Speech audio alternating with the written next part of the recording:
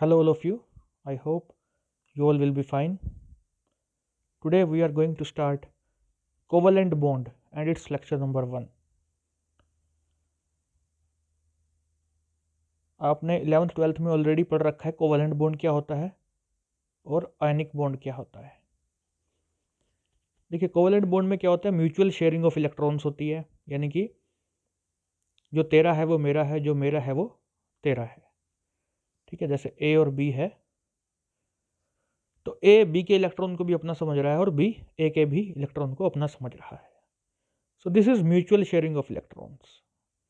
और ionic bond में क्या होता है कि जो एक इलेक्ट्रोनेगेटिव एलिमेंट है वो इलेक्ट्रॉन्स को अपनी तरफ खींच लेगा, दूसरे वाले का भी इलेक्ट्रॉन अपनी तरफ खींच लेगा।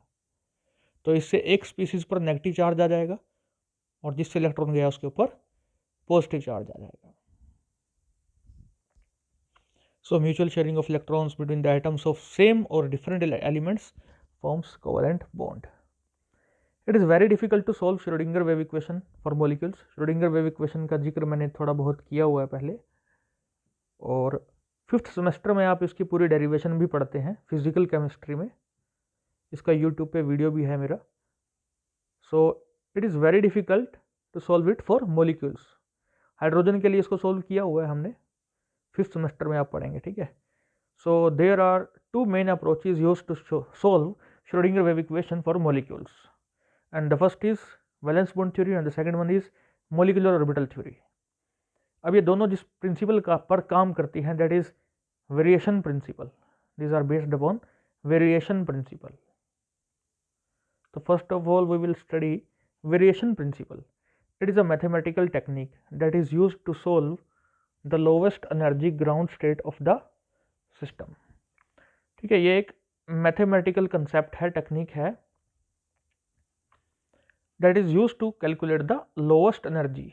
लोएस्ट एनर्जी क्या होती है? ग्राउंड वाली एनर्जी, ग्राउंड स्टेट की एनर्जी। उसको कैलकुलेट करने में ये हमारी हेल्प करती है। अब ये कहती क्या है कि अगर साई नोट वेव फंक्शन है ग्राउंड स्टेट का, क्योंकि ग्राउंड स्टेट के लिए हम नोट ले लेते हैं, जीरो ले लेते हैं, and energy of this is E naught, then it will always be less than any other proposed wave function. ठीक है, ग्राउंड स्टेट का हमने बता दिया साई नोट है, साई नोट है, तो उससे ऊपर जितने भी होंगे वो सब हमेशा उससे ज़्यादा एनर्जी वाले होंगे, हमेशा। और इसके लिए एक फॉर्मूला भी है हमारे पास, जो कि आपके सामने है, E is equal to integration of psi star H psi d tau divide by integration of phi star psi d tau. तो साई यहाँ वेव फंक्शन है। वेव फंक्शन के बारे में हम पहली यूनिट में काफ़ी बात कर चुके हैं, और साई स्टार कॉम्प्लेक्स कंजुगेट है साई का, ये भी बात कर चुके हैं।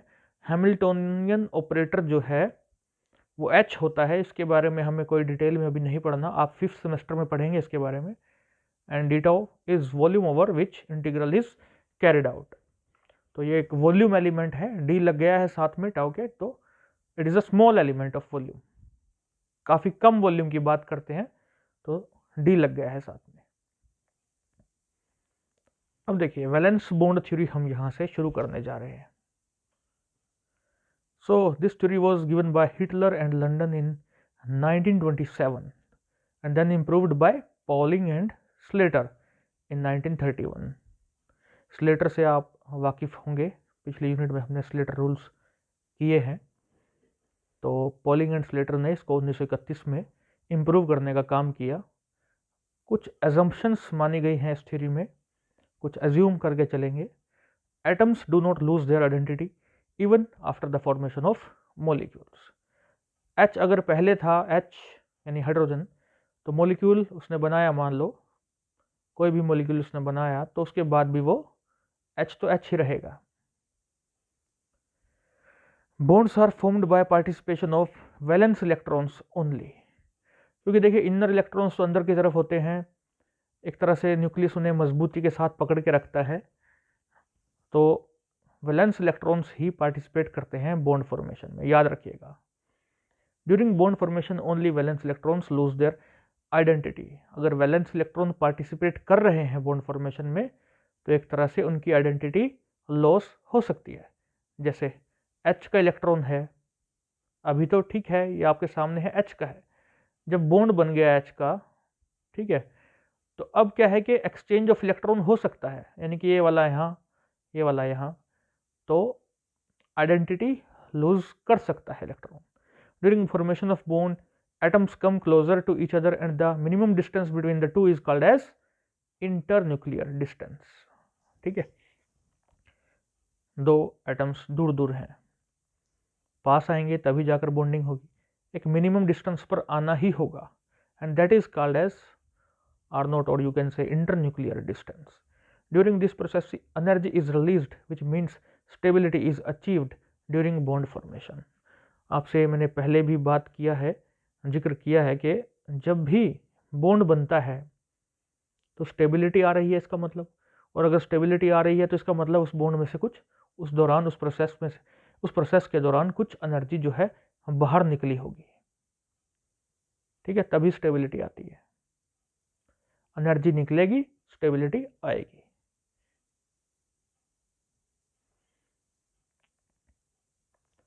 अब देखिए थ्योरम्स हैं जिन पर वैलेंस बॉन्ड थ्योरी बेस्ड है।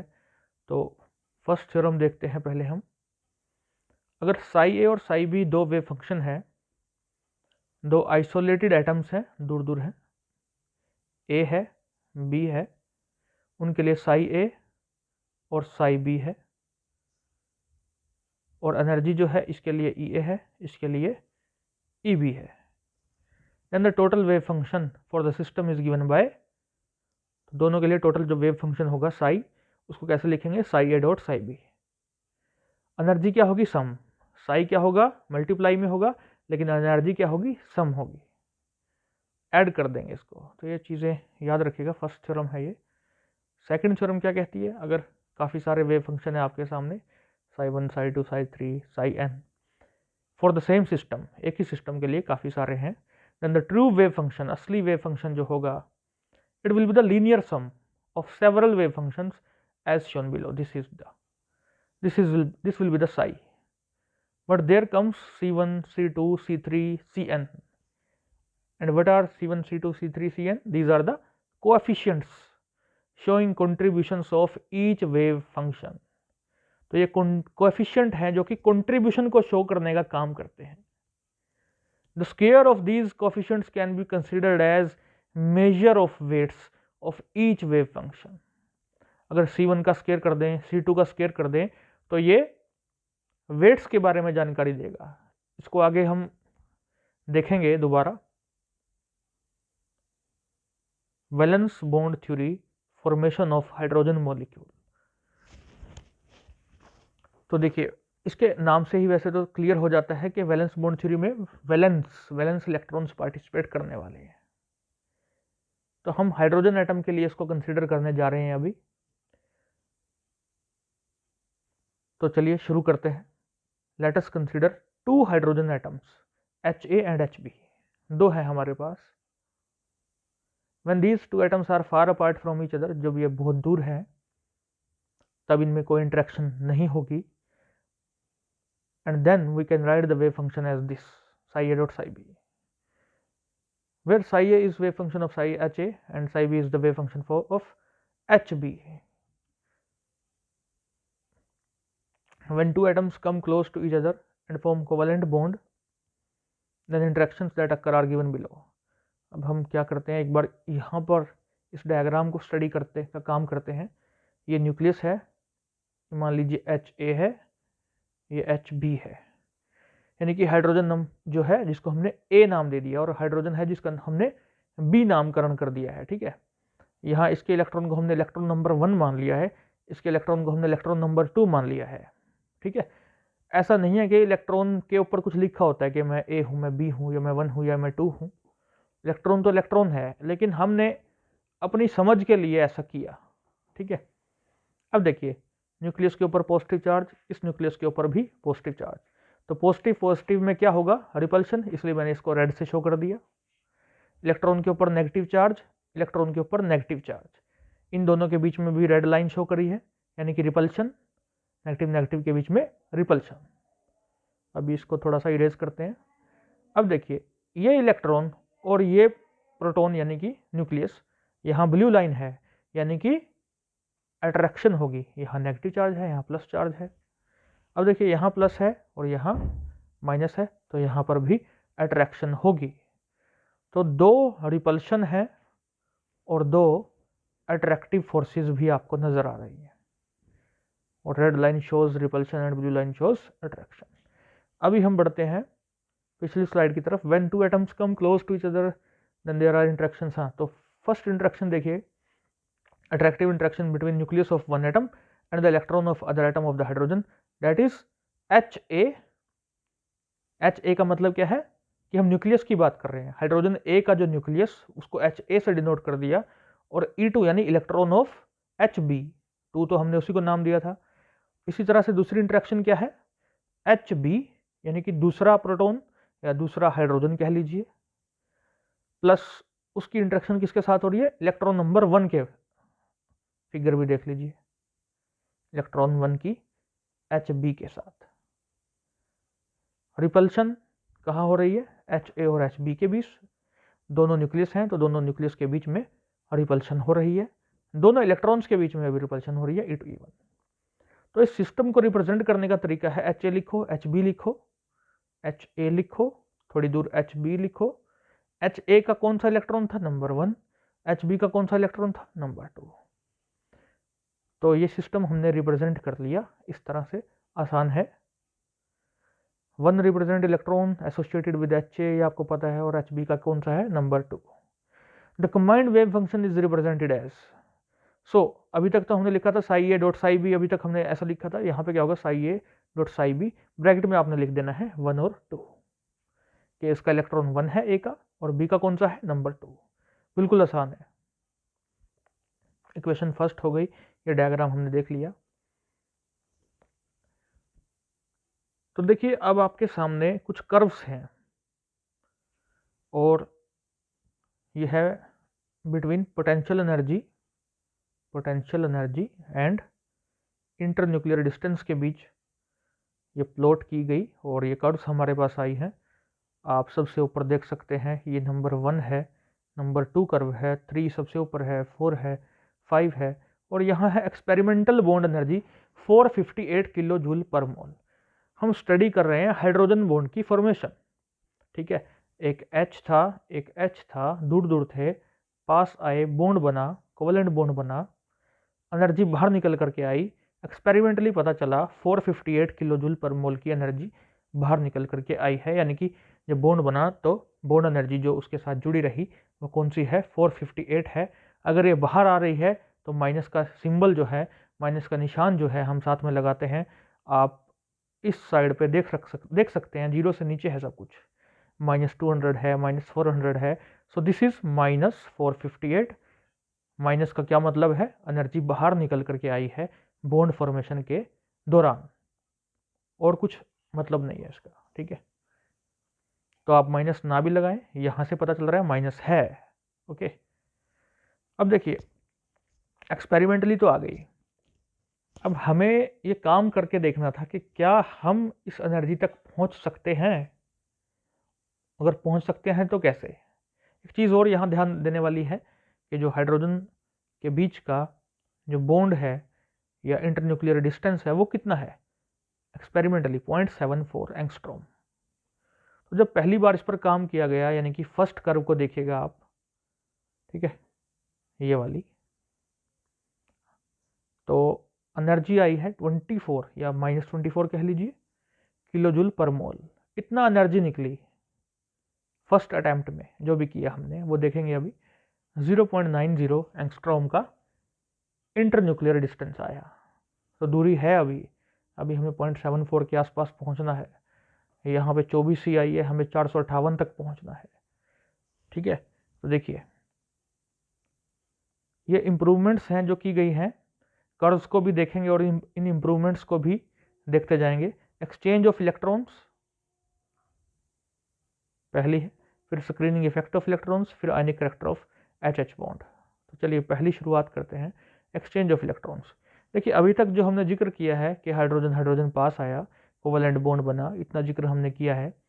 हमने कहा इसका इलेक्ट्रॉन नंबर 1 है, इसका इलेक्ट्रॉन नंबर 2 है, लेकिन ऐसा भी तो हो सकता है जब बॉन्ड बन जाएगा तो नंबर 2 उछल कर यहाँ आ जाए, यानी कि H के पास, HA के पास 2 आ जाए और HB के पास 1 आ जाए। Exchange of electron is possible. तो इस चीज़ को हमने कंसिडर नहीं किया था, इसको कंसिडर करते हैं और देखते हैं कि फिर क्या होता है। अब देखिए, for calculation of wave function we assumed that electron 1 is of HA और जो 2 नंबर का है वो HB का है। बट जब मॉलिक्यूल बना तो ऐसा नहीं हो सकता। ठीक है, हम नहीं कह सकते कि ये इलेक्ट्रॉन पर्टिकुलर या ये इलेक्ट्रॉन पर्टिकुलर 1 है, ये 2 है, हमें नहीं पता चलने वाला। ठीक है, हमारे बस की बात ही नहीं है ये कि हम बता सकेंगे कौन सा 1 था, कौन सा 2 है। ठीक है, जब दूर दूर थे तो ठीक है, हमने सोच लिया, अब नहीं। And in this condition, in this state, we can represent the system as, 2 state हम दे सकते हैं। HA के पास 1 है जो उसका अपना था, HB के पास 2 है। दूसरी स्टेट क्या बन सकती है, HA के पास दूसरा आ जाए, HB के पास पहला आ जाए। ठीक है, तो 2 स्टेट पॉसिबल हो गई। अब psi1 and psi2 are the wave functions associated with states 1 and 2, देन कैसे लिखेंगे? psi1 को लिखेंगे हम psi a1 psi b2। देखिए a के पास क्या है, 1 है तो 1 लिख दिया, b के पास क्या है 2 तो 2 लिख दिया। और सेकंड स्टेट के लिए psi2 वेव फंक्शन कैसे लिखेंगे, psi a HA के पास 2 है तो 2 लिख दिया, psi b 1 क्योंकि HB के पास 1 है तो 1 लिख दिया। बड़ा आसान है। ट्रू वेव फंक्शन कैसे होगा? हम करेंगे लीनियर कॉम्बिनेशन। आपसे पहले बात की थी शुरुआत में कि लीनियर कॉम्बिनेशन करेंगे। तो देखिए, जो हमने अभी अभी देखा psi a1 psi b2 psi a2 psi b1, उसके साथ हमें कोएफिशिएंट लगाने होंगे c1 c2 ताकि वैल्यू जो है एकदम करेक्ट हो सके। तो उस कोएफिशिएंट्स को एक्सपेरिमेंटली ही एक तरह से निकाला गया और हमने बात की थी कि इनका स्क्वायर भी कुछ करता है, जो कि हम देखेंगे बिल्कुल। And these are the coefficients which give the contribution of wave functions first and second respectively to the total wave function psi। contribution of wave function बताते हैं c1 और c2 coefficient. According to second theorem, अब हम आ गए हैं उसी बात पर। According to second theorem, weight of each wave function is proportional to the square of its coefficient so that weight of wave function first is equal to weight of wave function second। Okay, अगर ये proportional है तो weight of wave function first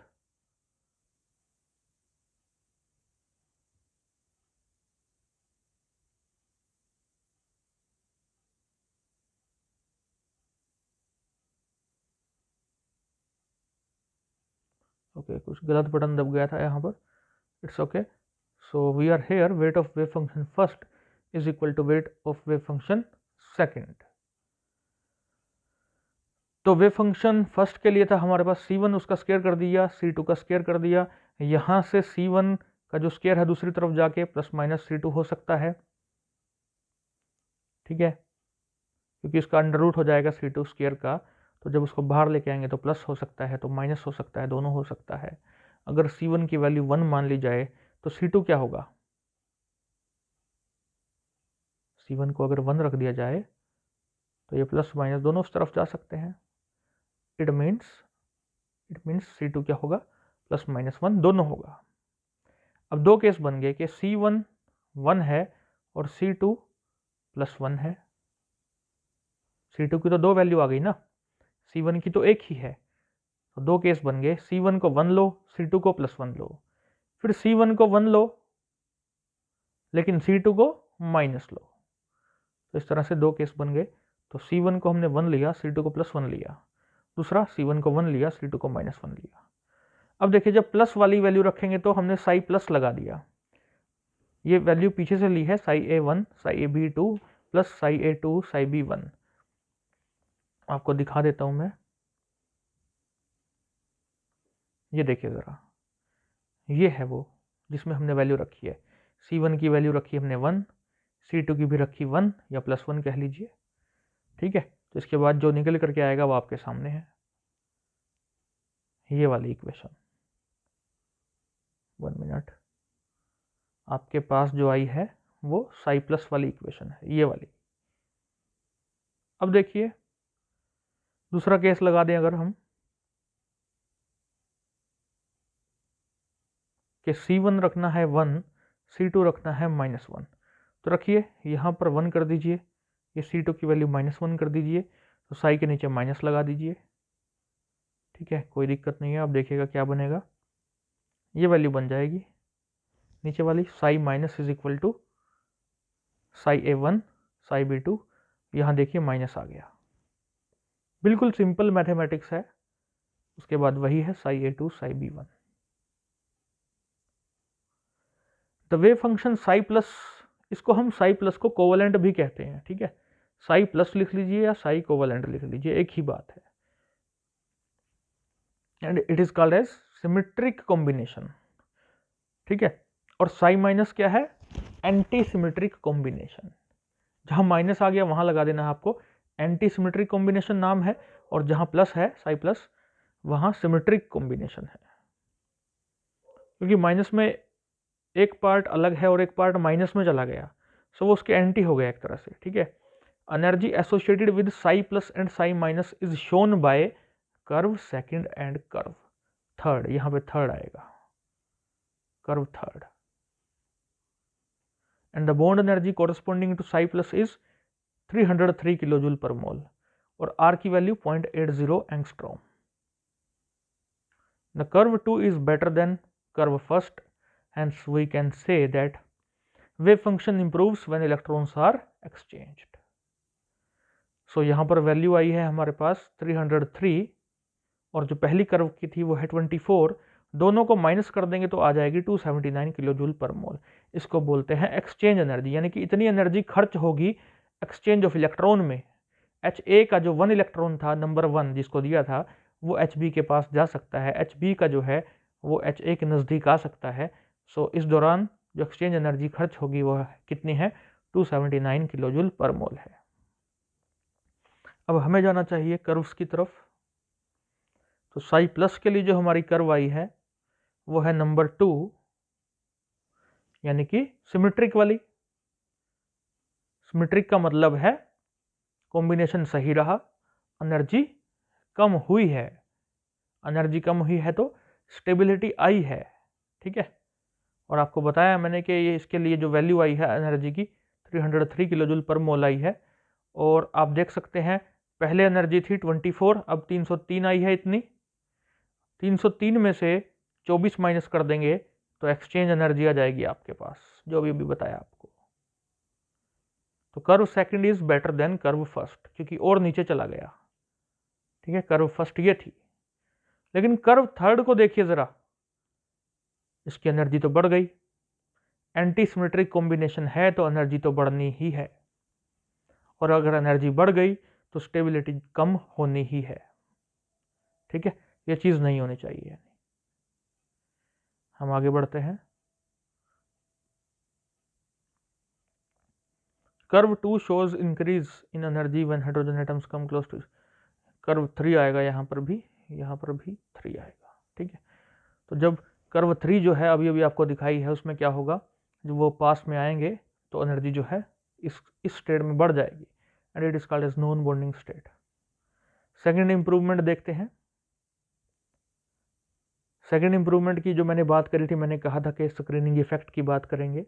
तो फिलहाल हमारे पास जो एक equation आई है सिमेट्रिक कॉम्बिनेशन या कोवेलेंट वाली, वो ये है, पिछली स्लाइड से ही उठाया है बिल्कुल।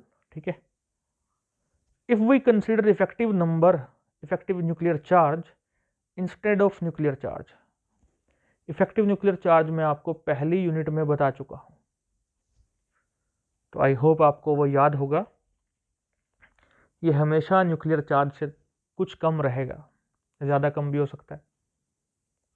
ठीक है, न्यूक्लियस जो इफेक्ट लगा रहा है वैलेंस इलेक्ट्रॉन पे, जो उसको लगाना चाहिए उतना नहीं लगा पाता है, क्योंकि बीच के इनर इलेक्ट्रॉन शील्ड का काम करते हैं। ठीक है, शील्डिंग इफेक्ट, स्क्रीनिंग इफेक्ट।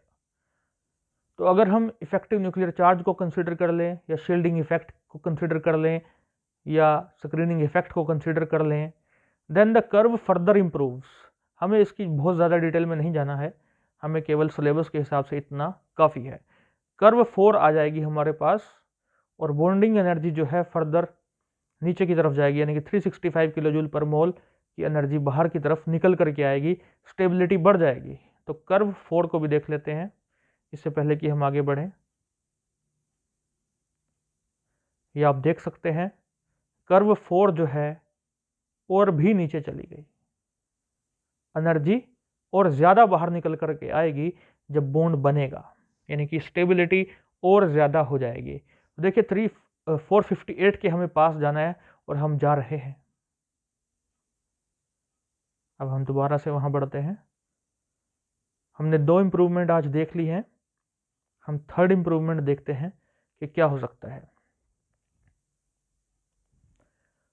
तो देखिए थर्ड इम्प्रूवमेंट में हमें बात करनी है आयनिक करैक्टर ऑफ HH बॉन्ड। अभी तक हमने कोवेलेंट करैक्टर ही माना है, फिर हमने स्क्रीनिंग इफेक्ट लिया, एक्सचेंज ऑफ इलेक्ट्रॉन भी लिया, लेकिन आयनिक को भूल गए। ठीक है, तो थर्ड इम्प्रूवमेंट क्या करनी है कि हमें पता है कि हर बॉन्ड में कुछ ना कुछ आयनिक करैक्टर भी हो सकता है और कुछ ना कुछ कोवेलेंट करैक्टर भी हो सकता है। तो इस बात को ध्यान में रखते हुए हम थर्ड इम्प्रूवमेंट करेंगे और देखेंगे कि एनर्जी कहाँ तक पहुँचेगी, बॉन्ड एनर्जी। ठीक है, क्योंकि देखिए मान लीजिए कोई ऐसा पल आया कि एक H के पास दोनों इलेक्ट्रॉन आ गए, दूसरा खाली रह गया, तो इसके ऊपर नेगेटिव आएगा, उसके ऊपर plus.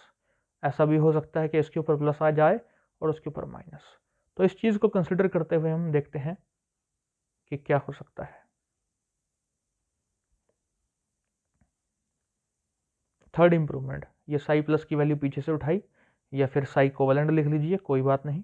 To get the true value चाहिए of wave function, we should also consider ionic character as both electrons can be present simultaneously on single hydrogen atom. एक बार में दोनों एक ही के ऊपर प्रेजेंट होंगे तो दूसरे के ऊपर H+ आई जाएगा। ठीक है, तो इस सिचुएशन में हमारे को स्टेट्स को रिप्रेजेंट करना होगा ऐसे, ए के ऊपर दोनों आ गए 1,2, HB खाली है, या ए खाली है, HB के ऊपर दोनों आ गए 1,2। सिंपल है, दो स्टेट रिप्रेजेंट कर ली, स्टेट 3, स्टेट 4। स्टेट फर्स्ट और सेकंड पहले देख चुके हैं, तो स्टेट 3 के लिए साई 3, स्टेट 4 के लिए Sai 4, Sai A1 dot Sai A2। तो फर्क क्या है, देखिए साई ए के पास दोनों इलेक्ट्रॉन है ना, तो वेव फंक्शन तो इसी का रहेगा जिसके पास इलेक्ट्रॉन है, तो साई ए ही रहा, ब्रैकेट में 1 रहा, ब्रैकेट में 2 रहा। स्टेट 4 में देखिएगा साई 4, स्टेट 4 ध्यान से देखिएगा, यहां पर HA के पास कोई इलेक्ट्रॉन नहीं है, तो इसके वेव फंक्शन की क्या बात करनी है, साई बी की बात करेंगे, साई बी फॉर HB। ठीक है, साई बी 1 रहा, साई बी 2 रहा, दोनों जगह बी आएगा भाई, क्योंकि HB के पास दोनों इलेक्ट्रॉन है, ए के पास नहीं है, तो ये रिप्रेजेंट करने का तरीका रहेगा। टोटल आयनिक वेव फंक्शन कैसे लिख देंगे, इन दोनों का सम कर दीजिए, सम कर लेंगे आप आराम से पीछे की वैल्यू उठाकर, AABB। रियल वेव फंक्शन कैसे होगा, रियल वेव फंक्शन होगा, हमें सब कंसिडर करना पड़ेगा, हमें कोवेलेंट भी कंसिडर करना पड़ेगा। ठीक है, तो कोवेलेंट वाला भी ले लिया और आयनिक वाला भी ले लिया, लेकिन एक कांस्टेंट लैम्डा लगाना पड़ेगा, एक कोएफिशिएंट लगाना पड़ेगा जिसको बोलते हैं लैम्डा या mixing coefficient. It gives the extent to which ionic wave function contributes to the total wave function. ठीक है, वैल्यू सही निकालने के लिए हमें एक कोएफिशिएंट लगाना पड़ा lambda, and it gives the extent to which ionic wave function contributes to the total wave function. Hydrogen molecule के लिए इसकी वैल्यू निकल करके आती है 0.17। This wave function is represented by curve 5th and bond energy is 388 तक हम पहुंच गए हैं। Energy is still less because of some complicated electronic interactions. हमें 458 तक पहुंचना था, अभी भी नहीं पहुंच पाए हैं, क्योंकि कुछ और इंट्रैक्शंस भी होती हैं जिनका जिक्र हम फिलहाल नहीं करेंगे। अब कर्व देख लेते हैं एक बार आगे बढ़ने से पहले, कर्व नंबर 5।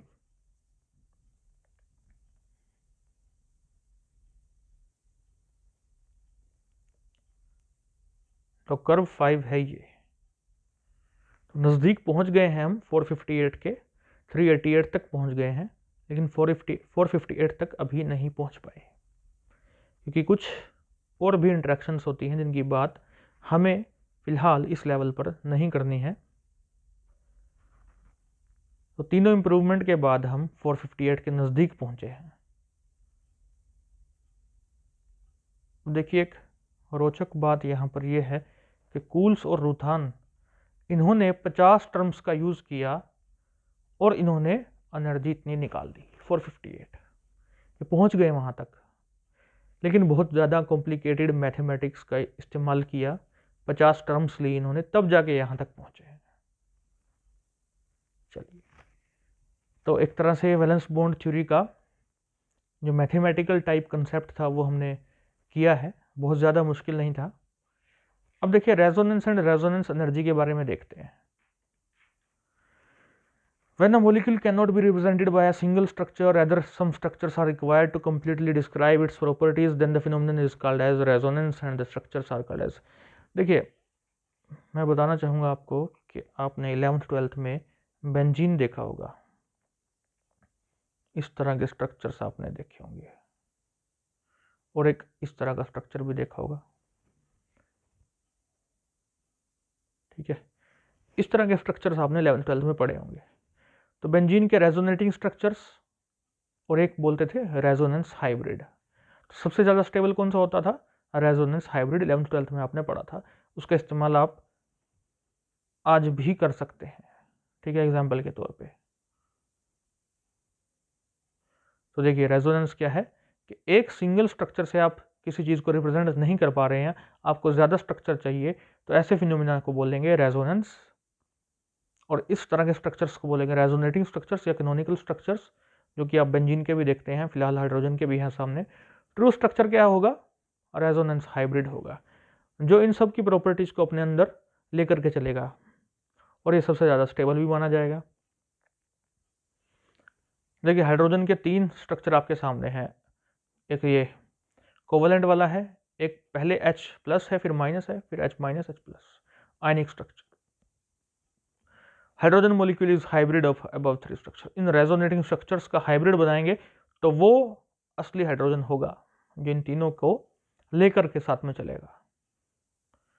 रेजोनेंस एनर्जी क्या होगी? It is the difference of energy between the resonance hybrid and the most stable resonating structure, ठीक है। जैसे कार्बन डाइऑक्साइड आपके सामने है, CO2, दोनों तरफ डबल बॉन्ड, फिर एक तरफ ट्रिपल कर लिया, प्लस आ गया, एक तरफ माइनस आ गया, सिंगल है, फिर इसका उल्टा, इधर माइनस इधर प्लस, यहाँ ट्रिपल है, यहाँ सिंगल है, और आप इसको ऐसे डैश डैश की फॉर्म में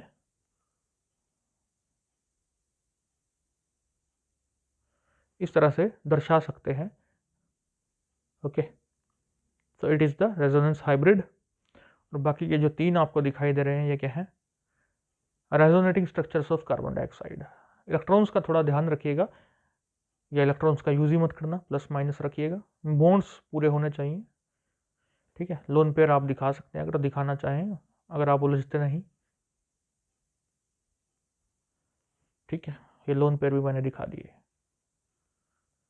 तो देखिए, रेजोनेंस एनर्जी की बात कर रहे थे, तो 3 स्ट्रक्चर कार्बन डाइऑक्साइड के देखिए आपने, मान लीजिए एक की एनर्जी E1 है, एक की E2 है, एक की E3 है, कोई 2 एनर्जी इसमें से आसपास होंगी, क्योंकि 2 स्ट्रक्चर तो एक जैसे थे ना, तो मान लीजिए E2 E1 एक जैसी है, मान लीजिए, ठीक है।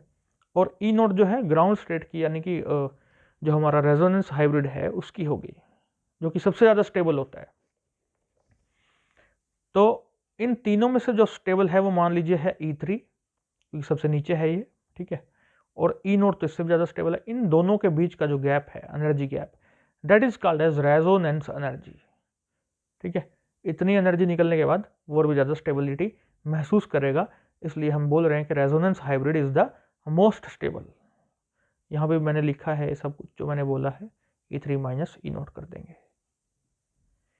कुछ रूल्स हैं रेजोनेटिंग स्ट्रक्चर्स लिखने के। जो कंट्रीब्यूटिंग स्ट्रक्चर्स हैं उनमें पोजीशन ऑफ एटम चेंज नहीं होगी, लेकिन इलेक्ट्रॉन्स चेंज हो सकते हैं। आपने कार्बन डाइऑक्साइड अभी देखा भी था, ठीक है, देख लीजिए, कार्बन जहाँ है वही है, वही है, ऑक्सीजन यहाँ है, तो यही है, यही है, यही है, यही है। इलेक्ट्रॉन्स का हेराफेरी जो है वो आपको नज़र आ रही है। देखिए यहाँ ट्रिपल हो गया, कभी यहाँ ट्रिपल हो गया, यहाँ डबल, यहाँ डबल। इलेक्ट्रॉन्स इधर उधर जा रहे हैं, एटम्स इधर उधर नहीं जा रहे हैं। ओके, सेकंड पॉइंट देखिए, contributing structure should have same number of unpaired electrons. Electrons तो उतने ही रहेंगे, ऐसा तो हो नहीं सकता ना कि रेजोनेंस हो, डबल बॉन्ड ट्रिपल बॉन्ड या इलेक्ट्रॉन्स इधर उधर शिफ्ट करेंगे तो इसका कतई ये मतलब नहीं कि इलेक्ट्रॉन गायब भी हो जाएगा, वो तो रहेगा। एक एटम पे ना रहे तो दूसरे पे रहेगा। Contributing structures should not differ much in, ज़्यादा एनर्जी इनमें फ़र्क नहीं होना चाहिए, ठीक है, थोड़ा बहुत चल सकता है, कम ज़्यादा हो सकता है, बहुत ज़्यादा नहीं होना चाहिए। नेगेटिव चार्ज हमेशा इलेक्ट्रोनेगेटिव एटम पे रहेगा, पॉजिटिव हमेशा इलेक्ट्रोपॉजिटिव पे रहेगा। हाँ, दो साइड वाले एटम है एक्स और वाई है, दोनों पे प्लस आ गया तो गड़बड़ है, रिपल्शन ज़्यादा होगी, स्टेबिलिटी बिगड़ जाएगी, अनस्टेबल हो जाएगा, तो ये नहीं होना चाहिए, ठीक है ना। सिक्स्थ पॉइंट क्या है, ग्रेटर द नंबर ऑफ कोवल, जितने ज़्यादा कोवलेंट बॉन्ड होंगे उतना ज़्यादा स्टेबिलिटी आती है, उतना ज़्यादा greater will be the contribution of the resonating structures, और रेजोनेटिंग स्ट्रक्चर जितने ज़्यादा होते हैं उतनी ज़्यादा स्टेबिलिटी आती है, ठीक है। तो थोड़े से रेजोनेंस स्ट्रक्चर्स हैं कुछ मॉलिक्यूल्स के, कुछ आप किताब से कीजिएगा, कुछ मैं करा रहा हूँ आपको। हाइड्रोजन का हम देख चुके हैं, ऑक्सीजन में ये ओ पूरा कर देते हैं, क्योंकि लैपटॉप में जब देखते हैं तो पूरा ही आता है यहाँ पे, लेकिन जब मोबाइल में इसको मैं बनाता हूँ तब ऐसा हो जाता है कि कुछ चीज़ें गायब होने लगती हैं। तो ओ डबल बॉन्ड ओ है, ठीक है, ये इधर चला गया तो ओ पे प्लस आ गया, इस वाले पे माइनस आ गया। ऐसा भी हो सकता था कि इधर चला जाए तो ओ पे माइनस आ जाता, दूसरे ओ पे प्लस आ जाता, सिंपल है। नाइट्रस ऑक्साइड आपके सामने है, ये बॉन्ड दिखा दीजिए, ठीक है। तो एक तरफ triple bond, single bond, plus minus है, और आप क्या कर सकते हैं, आप ये कर सकते हैं कि ये यहाँ आ जाए, ये यहाँ चला जाएगा, क्या बन जाएगा ये, नाइट्रोजन के अभी भी 4 बॉन्ड बने हुए हैं, 4 बॉन्ड बने हुए हैं मतलब उसके इलेक्ट्रॉन्स यूज हो रहे हैं। नाइट्रोजन हमेशा 3 बॉन्ड्स बनाता है, ठीक है, कोवैलेंसी उसकी 3 है, तो 4 हैं, इसका मतलब उसके इलेक्ट्रॉन यूज हो रहे हैं, तो इसलिए इसके ऊपर पॉजिटिव शो किया है, ठीक है। इसी तरह से आप ये भी कर सकते हैं। यहाँ पर गड़बड़ी है कुछ,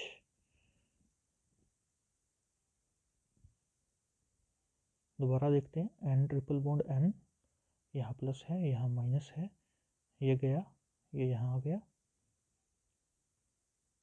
ये माइनस आ गया, ये डबल बॉन्ड ओ आ गया, ये प्लस सी है, ठीक है।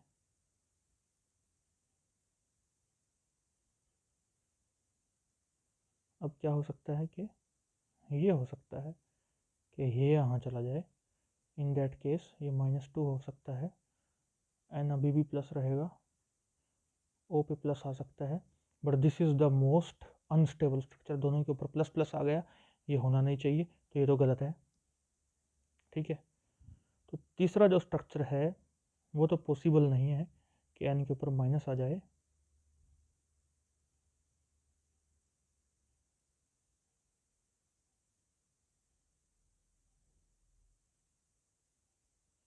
तो इसमें पॉसिबिलिटी हमें ये दिखाई दे रही है